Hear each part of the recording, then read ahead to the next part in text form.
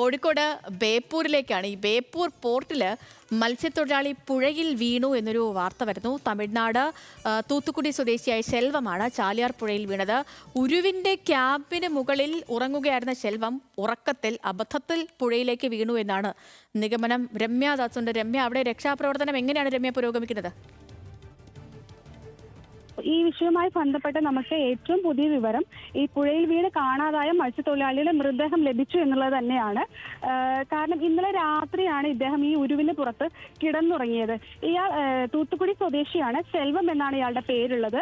അതായത് ഈ ഉരുവിന്റെ ക്യാബിന് മുകളിൽ ഇന്നലെ രാത്രി ജോലി കഴിഞ്ഞ ശേഷം ഈ സെൽവം കിടന്നുറങ്ങുകയായിരുന്നു. ഇങ്ങനെ ഈ കിടന്നുറങ്ങുന്നതെങ്കിൽ അബദ്ധത്തിലാണ് ഇദ്ദേഹം പുഴയിൽ വീണതാകാം എന്നുള്ളതാണ് നിഗമനം.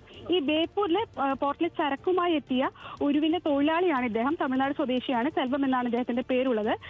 ഈ ഇത്തരത്തിൽ ഉറങ്ങുന്നതിനിടയിലാണ് ഇദ്ദേഹം പുഴയിൽ വീണത്. ഇന്ന് പുലർച്ചെയാണ് കൂടെയുള്ളവർ ഇദ്ദേഹത്തെ കാണാനുണ്ടായിരുന്നില്ല. അപ്പോൾ നടത്തിയ അന്വേഷണത്തിലാണ് പുഴയിൽ വീണതാണ് എന്നുള്ള നിഗമനത്തിലേക്ക് ഇവരെത്തുന്നത്.